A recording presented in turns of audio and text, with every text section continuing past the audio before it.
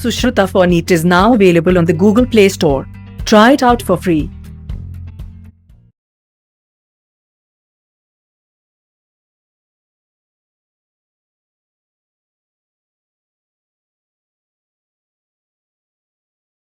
Hi, my dear students.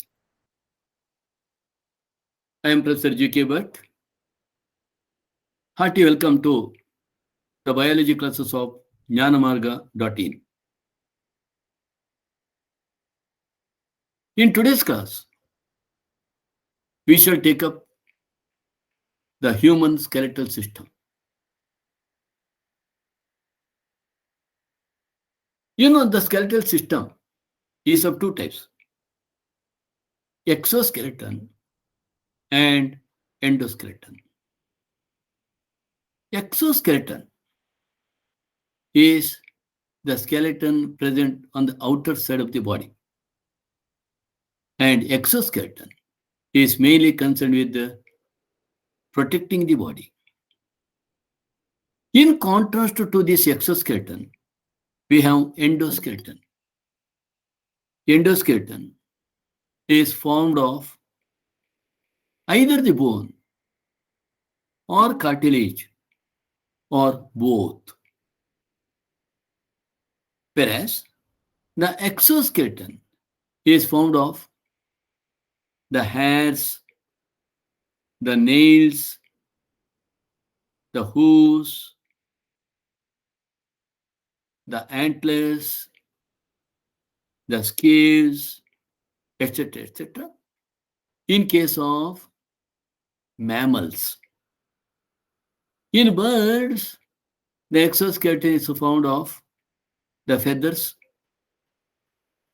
No doubt, you may come across the scales and also claws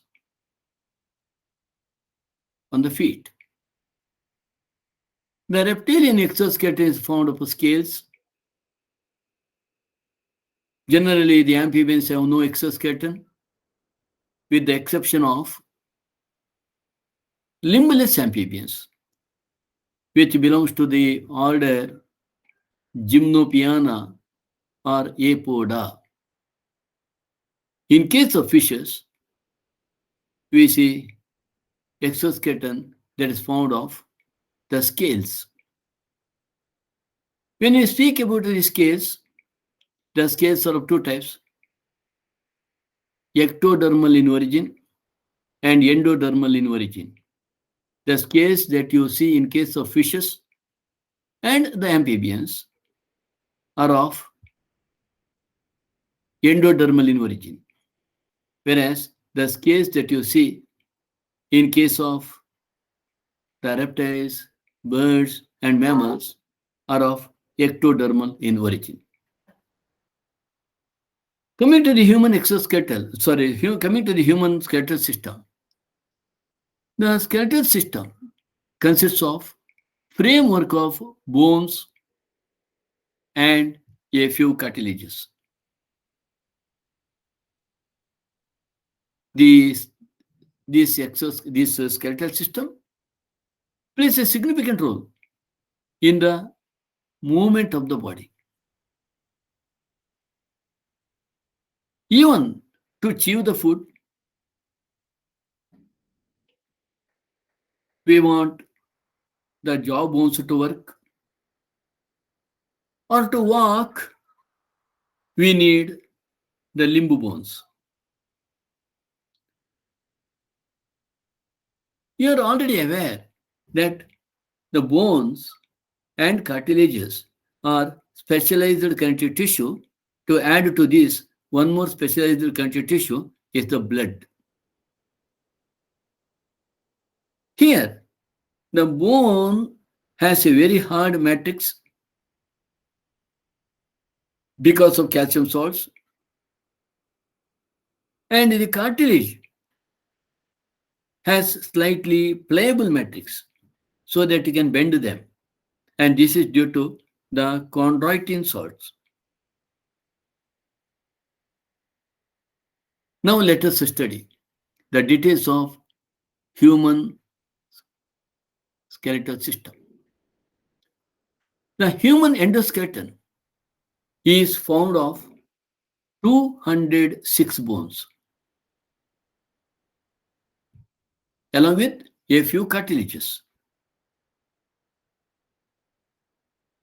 The skeleton is formed of two principal divisions, namely axial skeleton, which is situated along the longitudinal axis of the body, and the appendicular skeleton. Let us look into this. This is what you have, the human skeletal system. What you see here in the middle, marked somewhat in orange color, this is what the axial skeleton. Look into the skeletal system altogether. You have 206 bones in human endoskeletal system. Of these, 20 belong to the axial skeleton and 126 bones belong to appendicular skeleton. Skeletal system is basically divided into the central axial skeleton and the sides appendicular skeleton. Looking into the exoskeleton, this exoskeleton is formed of skull and associated bones 29, thoracic cage 25, and vertebral column 26. Skull and associated bones plus the thoracic cage bones plus vertebral column bones all together comes to 80. If you look into this skull and associated bone, this is what you have the skull. The skull is formed of 8 bones. That is the skull. Totally, it is formed of 22 bones. Out of that, the cranium proper, that is the brain case, cranium proper, is formed of 8, and the bones of the face, facial bones, are 14. These two together, facial bones and the cranial bones, together form the skull. So skull has 22 bones. In association with the skull bones of 22, there are what is called associated bones, namely auditory ossicles 6, 3 on each side, and hyoid bone 1 just beneath the tongue. So we have skull and associated bones together 29. 22 in the head proper, with the cranium 8 bones and the face 14 bones. And you have associated bones inside. You have inside ear, there are 3 ear ossicles. In the mid-ear, 3 this side, 3 on the other side. And plus you have 1 hyoid bone. This supports the tongue. Altogether, it comes to 29. Then, coming to the thoracic cage, skull and associated bone, together 29. Taking up the thoracic cage, there is 1 bone in the chest region or breast region called breastbone or chest bone or sternum. And there are 12 pairs of ribs, 24 plus 1. That is, thoracic cage has 25 bones. With regard to the vertebral column has altogether 26 vertebrae. Vertebrae proper 24, then your sacrum 1, then your coccyx 1. So these 2 bones, together 24 vertebrae, it forms 26 bones here. So altogether, it brings you the number of 80 with regard to exoskeleton. And as far as the appendicular skeleton is concerned, each of the limb, forelimb, left forelimb, 30 bones, right forelimb, 30 bones, left hind limb, 30 bones, right hind limb, 30 bones. So altogether it is 120. Then you have here pectoral on each side 2 bones. So you have 32, again 2, 34 plus The pelygirdle found of two bones, two. So altogether it brings you 126 bones here in the appendicular skeleton. We should study this in detail, one by one. But remember, this is the always asked question. How many bones are there in the axial skeleton? How many bones are there in the appendicular skeleton? Axial skeleton, 80. Appendicular skeleton, 126. In the appendicular skeleton, you have each limb, forelimb, hind limb, right, left. All these are four limbs are together, 120, plus girdle bones of the pectoral girdle, 4, plus the bones of the pelygirdle, 2, altogether 126, plus axial skeleton bones, 80, total bringing this to the number 206. In this way, we come across 206 bones in the skeletal system of human beings. Now let us see these one by one. Look into this diagram. You have here the axial skeleton marked in green color. And this axial skeleton, it includes the skull. This is what you see, vertebral column. And this is the sternum. And these are the ribs at the sides. So what it is marked in green color here, this all belongs to the axial skeleton. You know, axial skeleton bones all together number 80. Look into the appendicular skeleton. Marked in the violet color. So here, appendicular skeleton includes pectoral girdle, 2 bones here, 2 bones here, altogether 4. Pelygirdle, 1 bone here, another bone here, 4 plus 2, 6. Then each of the limb, 30, 30, 30, 30.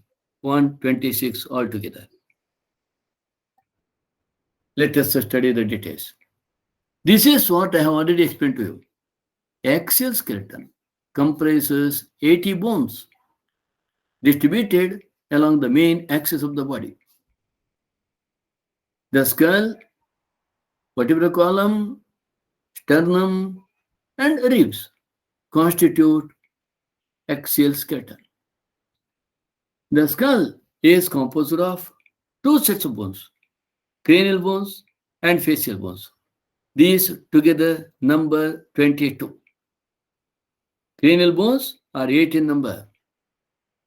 They form the hard protective outer covering cranium for the brain. So therefore, it is also called a brain case. Look here. These are the 8 bones. Frontal bone, it is 1 in number. Parietal bones, this side 1, on the other side another one. That is a 2 in number. So frontal bone, 1 in number.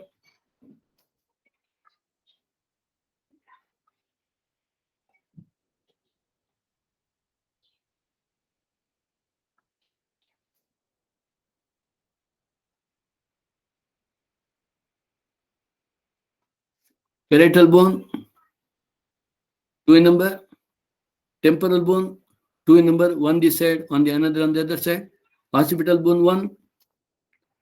Then you have the ethmoid bone, 1. Sphenoid bone, 1. All together, we have 8 bones. Frontal bone, 1. Parietal bones, 2. Temporal bones, 2. Occipital bone, 1.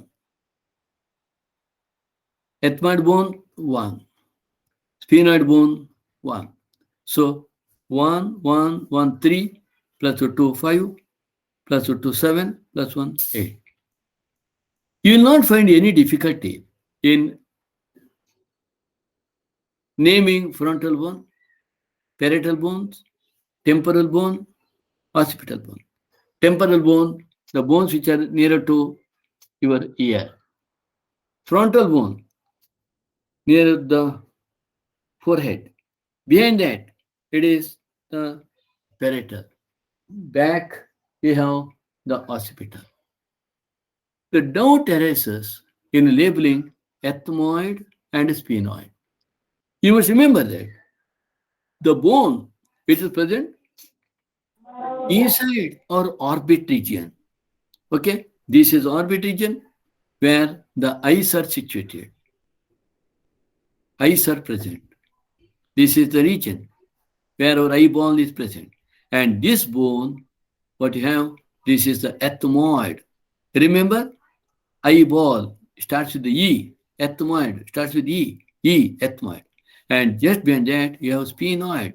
Always the word P Q R S T. S T. S T. Temporal T. Near to temporal. You should have the bone that is sphenoid. This is sphenoid. So somehow you have to remember the position of these two bones, ethmoid bone and sphenoid bone. The same, one more diagram. And what you have to remember, parietal and temporal, these are the only two bones which are two in number. And the rest of them are all one in number. As I already told you, the facial region is made up of 14 skeletal elements which form the front part of the skull. Apart from that, there is a single U-shaped bone called hyoid bone. The hyoid bone is also called tongue bone. It is otherwise called tongue bone. It is present at the base of the buccal cavity and it is also included in the skull. Each middle ear contains three tiny bones, namely malleus, incus, stapes, collectively called ear ossicles. And you must remember that. How to remember these three bones? Please remember your miss. But in this miss, yes is missing. In this miss, yes is missing. Not your miss. Yes is missing. And out of this, always incus is in the middle. Malleus, incus, stapes.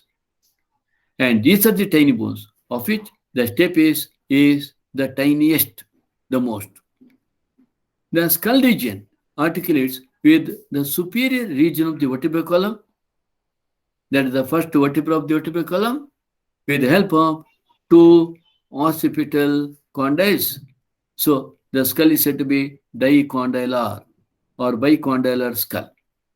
Right? Look here. This is what you have, the posterior part of the skull. This particular large aperture, what you see here, large aperture, what you see here, this aperture is called foramen magnum. Foramen magnum.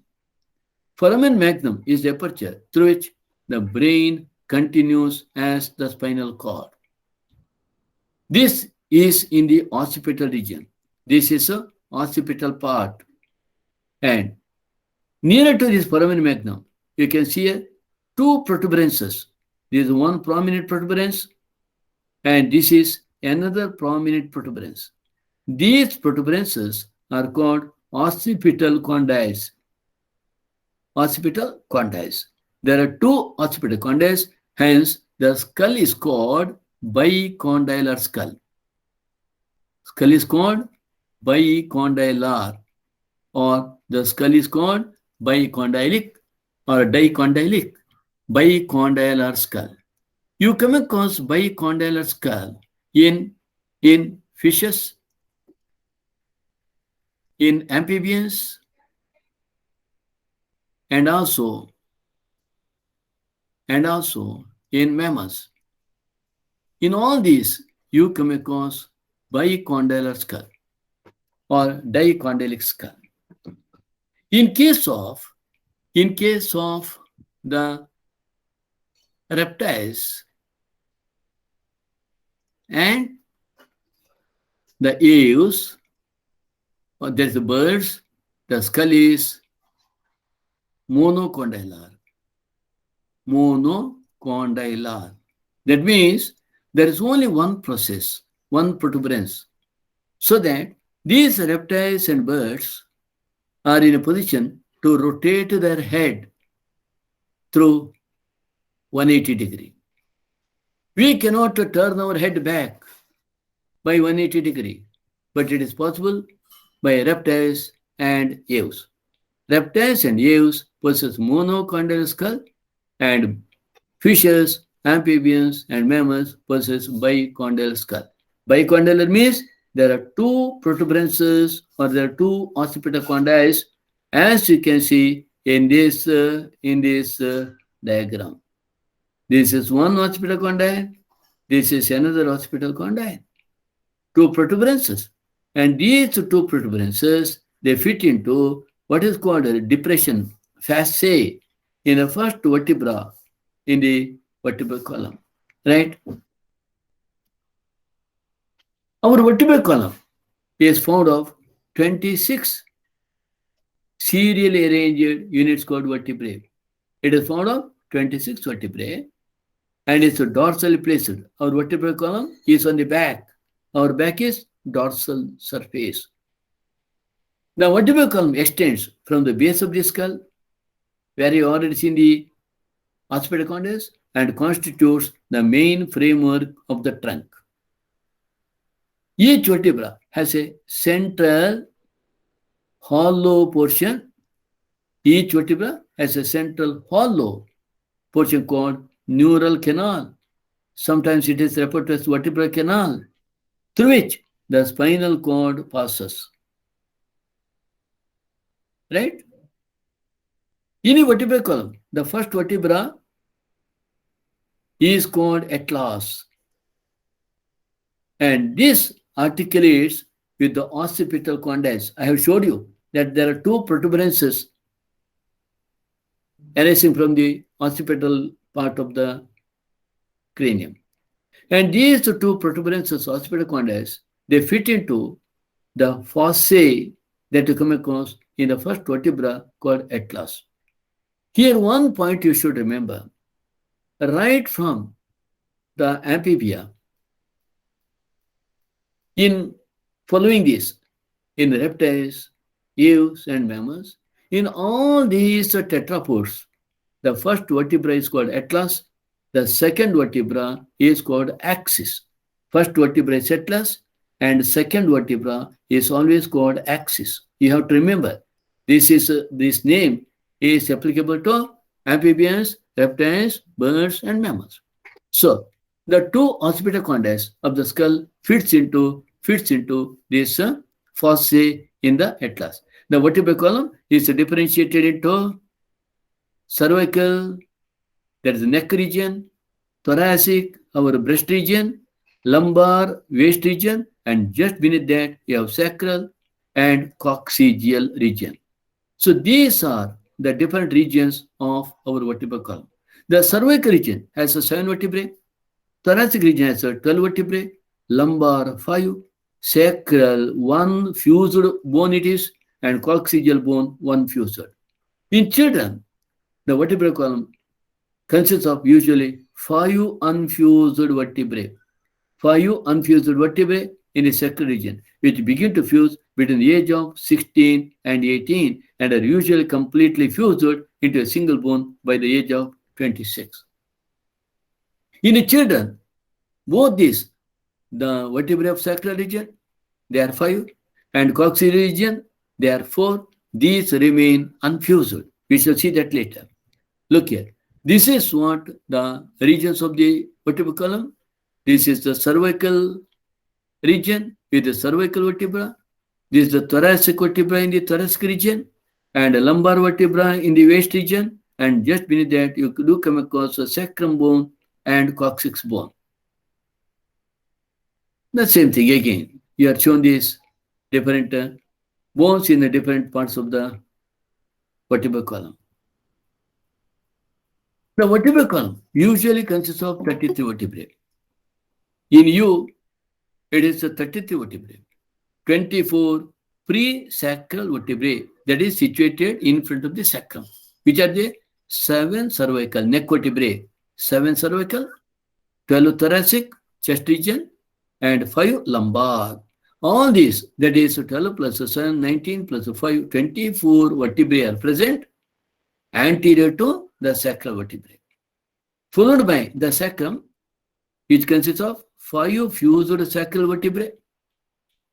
5 fused sacral vertebrae. So in the children, it is not fused. 5 sacral vertebrae and coccyx. It consists of 4 frequently fused coccygeal vertebrae. Prior to that, they also remain unfused. So when they remain unfused, altogether the number of vertebrae in vertebral column, children like you, will be 33. Right? The 24 presacral vertebrae allow movement and hence render vertebral column flexible. That's why if it will bend or if you do any yogasana and all, you can bend the body very easily. Stability is provided by ligaments, muscles, and the form of the bones. The abbreviation C for cervical, T for thoracic, L for lumbar, S for sacral, and C for coccyx are used for the regions, and these are sometimes followed by V also for vertebra or N for nerve. The adult vertebral column presents 4 anterior-posterior curvatures, thoracic and sacral, thoracic and sacral,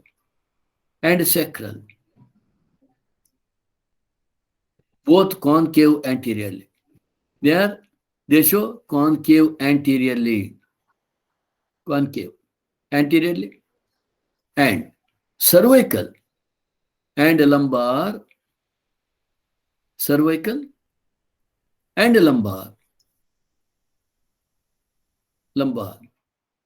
both concave posteriorly. They are concave posteriorly. Here concave anteriorly, here concave posteriorly. A typical vertebra, this is what a typical vertebra consists of your body. This is what body you have, and a vertebral arch. This is what vertebral arch you have. This is the body. And this vertebral arch, which has several processes, just for your information. And there is a cavity. This cavity, what you call vertebral foramina. Vertebral foramina is for the spinal cord, right? This is atlas vertebra, first vertebra. Look here, this is the facet for the attachment of the occipital condyles of the skull. This is atlas. Atlas is only said to be a ring-like vertebra. It is said to be a ring-like vertebra. This axis. One is most important in axis is it has a den-like process, a protuberance. You see, it has a protuberance, somewhat a peg-like protuberance, and this protuberance is called odontoid process. Sometimes it is asked in examination before, which vertebra has odontoid process? Odontoid process is present in the axis vertebra, second vertebra. This, the dens, is anchored to the occipital bone. So the skull actually fits into this, and it passes through the first vertebra, that is atlas, and then attaches to the skull. Skull actually, it rotates on this odontoid process, right? So this is atlas. You can see a somewhat small that concavity. Here, actually, this odontoid process, it passes through the axis. Sorry, atlas. This is the first vertebral atlas, and this is the axis, and this is what odontoid process seen from above, and this odontoid process seen from the side, right? And these are the diagrams pertaining to the vertebrae, how they are attached. Right. If you look into the vertebrae in our vertebral column, the cervical vertebra is comparatively smaller than that of the thoracic vertebra. And this is still smaller than the lumbar vertebra. That means as you go from the neck region down, pass through the thoracic region and the lumbar region, lumbar vertebrae are the largest and cervical vertebrae are the smallest. This is what you have. the sacrum, and this is the coccyx, tailbone, formed of 4 sacral vertebrae, coccyx. And this sacrum is formed of 5 sacral vertebrae. The number of cervical vertebrae are always 7. In almost all mammals, of course, there are some exceptions, few, including human beings. The vertebral column protects the spinal cord. We have already seen that. In the vertebral column, you come across an aperture for the passage of the spinal cord. And it supports, vertebral column supports the head and serves as the point of attachment for the ribs and musculature of the back. Sternum, there's the breastbone, is a flat bone on the ventral midline of thorax. In humans, there are 12 pairs of ribs, 12 pairs of ribs, 24 ribs.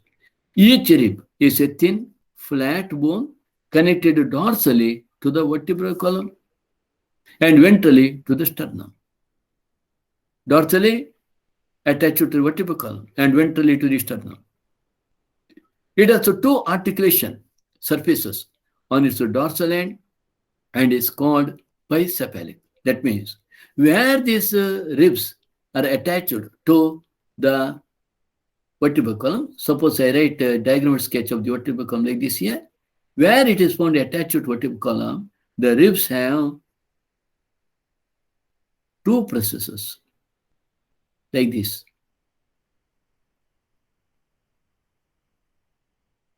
Ribs have 2 processes. Therefore, it is called bicephalic. Bicephalic. First 7 pairs of ribs are called true ribs.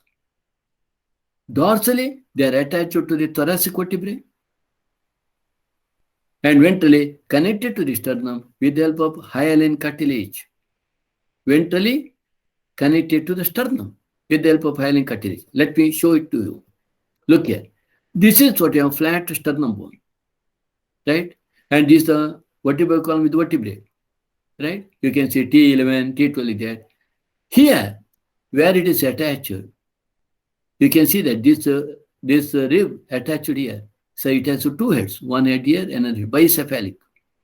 And on the ventral side, this rib is found attached to the sternum. First, it is attached to the cartilage, and that cartilage attaches it to the sternum.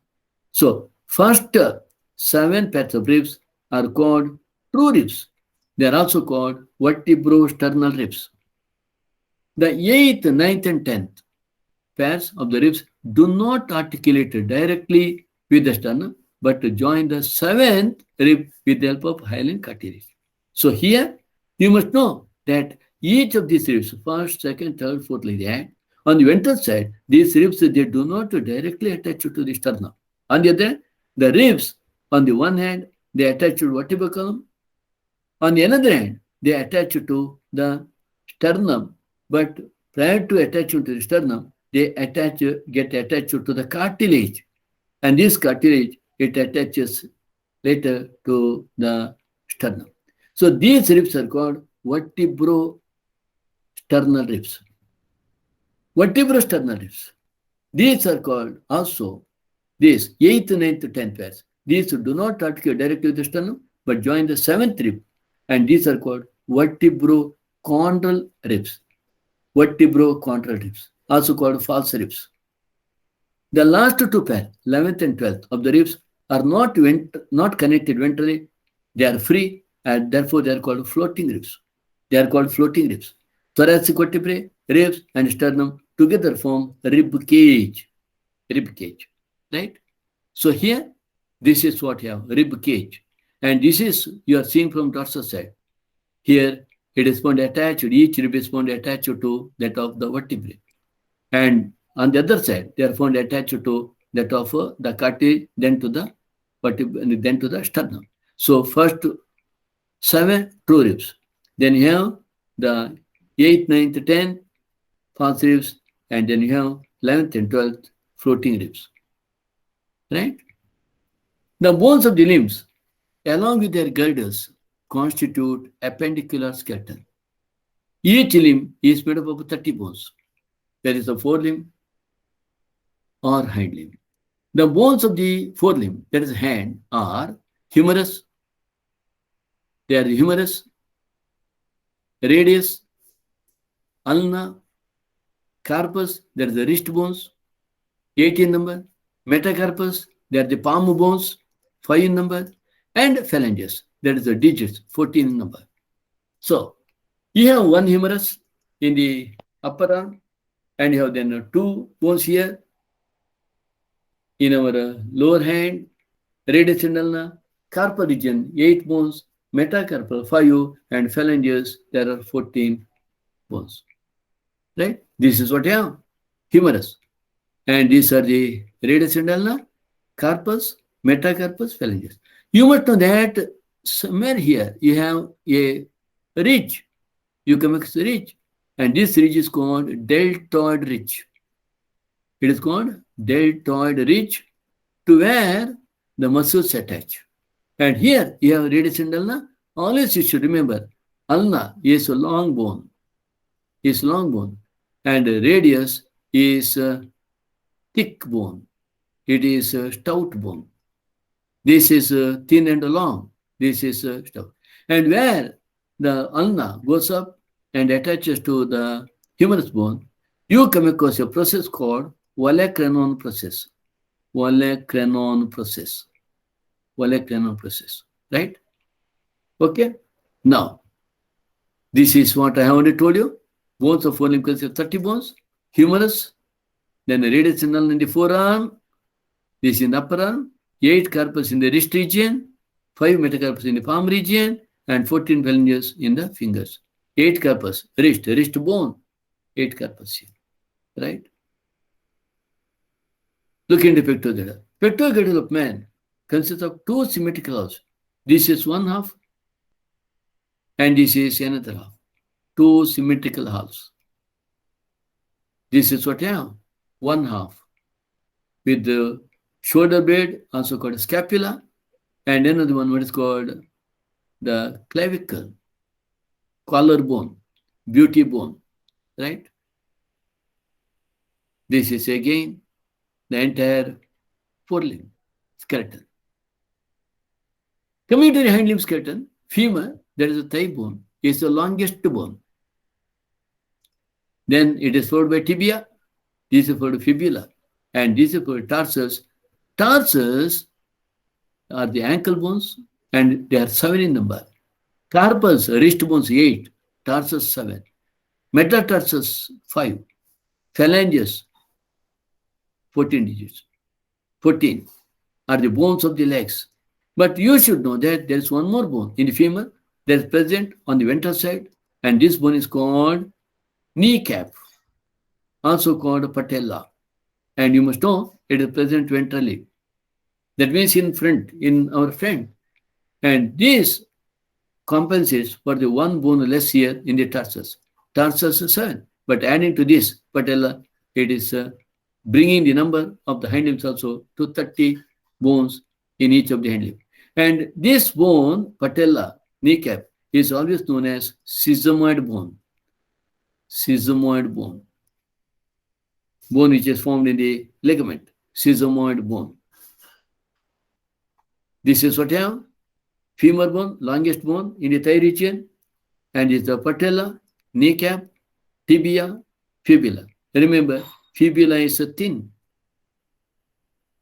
and tibia is thick.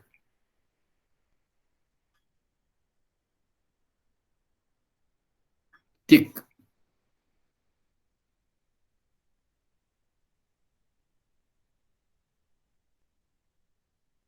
Right?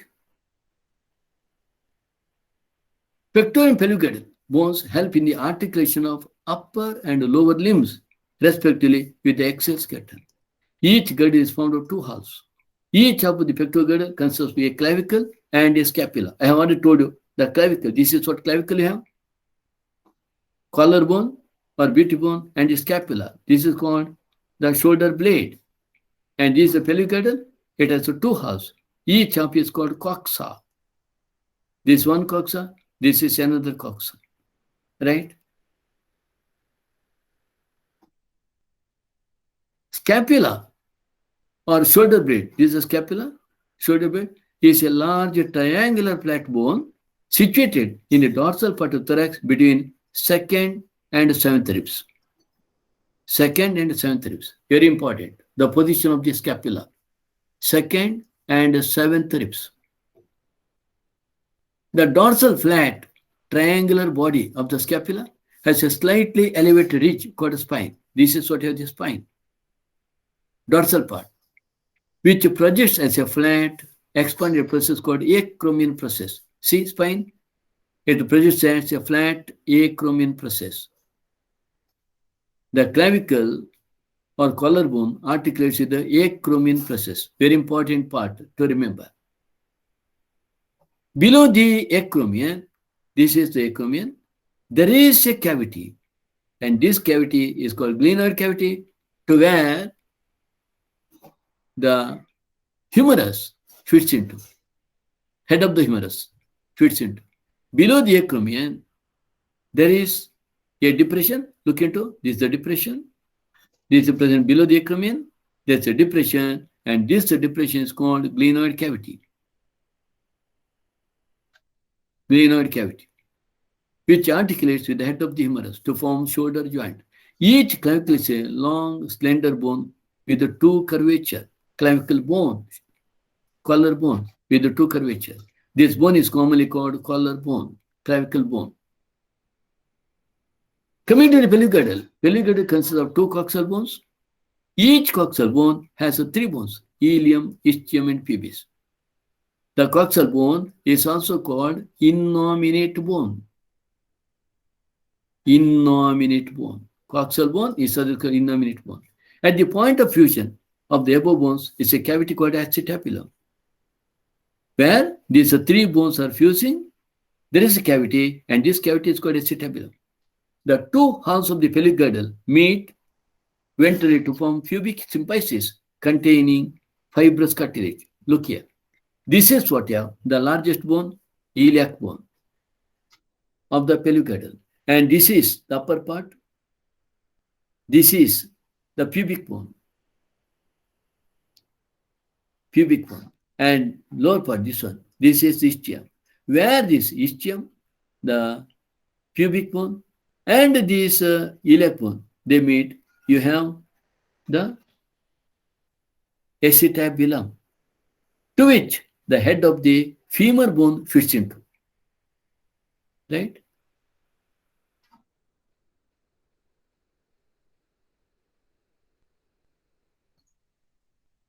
Of course, by looking into the pelvic girdle, you can make out whether the pelvic girdle is of male or female, whether it's of man or woman. Look into this. If the pubic arc is wider than 90 degrees, it is a female pelvic girdle. If it is triangular, less than 90 degrees, it is the pelvic girdle of a man. And this also to look into that. If it is oval space, it is of a female pelvic girdle. If it is of triangular somewhat, less than. It is oval here, it is somewhat triangular here, and it is of a human male. Like that, you can distinguish the skull also. This, the wider, more rounder, is a female. Right? Now let us look into the joints. Right? Joints are essential for all types of movements involving bony parts of the body. In case of human beings, we do come across four important types of joints: fibrous joint, cartilage joints, and synovial joints. What is this fibrous joint? Fibrous joint do not allow any movement. Very important. There is no movement at all. This type of joint is shown by flat skull bones. Remember, in the skull bones, whatever joint you see in the skull, it is of a fibrous joint. This type of joint is shown by the flat skull bones, which fuse end to end with the help of dense fibrous connective tissues in the form of sutures. to form cranium. Look here. This is what you have the sutures here. Sutures here. These are all the fibrous joints. Right? Even you do come across fibrous joints in the pubic symphysis, in the coxal bone, in the sacral bone. All the here you come across the fibrous joint where the bones cannot be moved at all. In cartilage joints, the bones inward are joined together with the help of cartilages. The joint between the adjacent vertebrae in the vertebral column is of this pattern, adjacent vertebrae, which allows slight movement, permits limited movements. So look here, these are all the cartilage joints in between the vertebrae. Slightly here also, cartilage joints. We say fibrocartilage joints. Pubic symphysis is considered as the fibrocartilage joints. Coming to the synovial joints are characterized by the presence of fluid-filled synovial cavity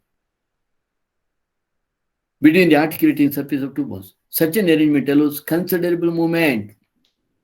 Synovial joints are always characterized by the presence of synovial fluid. Examples for the synovial joints include ball and socket joint between humerus and pectoral. Even you can see that ball and socket joints between the femur and the pelvic hinge joint in the knee joint, example for hinge joint, pivot joint, example between the atlas and axis, gliding joint seen between the carpus, saddle joint seen between the carpal and metacarpal of the thumb are some of the examples. You must remember which these different types of joints with the relevant examples. You must know which examples for which particular type of joints, right? So you can see here, this is the hip joint, this is the shoulder joint, and this is the knee joint, hinge joint, and again ankle joint, elbow joint. These are the hinge joints, pivot joints radial, atlas and axis, pivot joint, saddle joint, right? Again saddle joint, glide joint, gliding joints, saddle joint. Okay. Now let us look into disorder of muscular and skeletal system. First, we shall look into myasthenia gravis. Myasthenia gravis is an autoimmune disorder affecting neuromuscular junction, leading to fatigueness, weakening, and paralysis of skeletal muscle. The individual wants to walk, but he cannot walk because the impulse which passes through the neuron axon reaches the neuromuscular junction, but the receptors are not going to receive them. That's the problem. It is an autoimmune disorder. Look here. These three individuals are suffering from myasthenia gravis. The invisible disability, to look into that, it appears that they are perfect. But their problem is that they are all suffering from myasthenia gravis. It's a chronic neuromuscular disorder that affects anyone at any age. That is the pathetic part. It can affect anyone at any age. Common symptoms of this myasthenia gravis includes chronic fatigueness, droopy eyelids, blurred vision, difficulty in walking, eating, and swallowing. It's very difficult for the individuals, and lifelong they have to live like that. And this is muscular dystrophy. Progressive degeneration of skeletal muscle, mostly due to genetic disorder. They cannot walk, they cannot balance their body proper. This is another disorder of muscular system. Then, tetany, rapid spasm, wide contraction in muscles due to low calcium in the body fluid. Calcium is therefore very important. You must eat calcium-rich food in your daily diet, or you should at least drink milk also. And this is arthritis. You might have heard about rheumatoid arthritis. Rheumatoid arthritis usually affects joints symmetrically on both the sides, on each side. Both the sides, joints are affected. May initially begin in a couple of joints only, and most frequently attacks the wrist, hands, elbows, shoulders, knees, ankles, etc. Rheumatoid arthritis, RA, is a long-lasting autoimmune disorder that primarily affects the joints. Right? Then, now we have osteoporosis, age-related disorder characterized by decreased bone mass and increased chances of a fracture. You can see here, there's a normal bone matrix and this is osteoporosis. And osteoporosis is generally more common in women because decreased levels of estrogen is a common cause for osteoporosis in women, right? This is gout. Gout is inflammation of joints due to accumulation of uric acid crystals. Uric acid crystals. Gout. It is inflammation of joints. You can see that. So that's all about this particular lecture with regard to the locomotion and movement. Right? Thank you.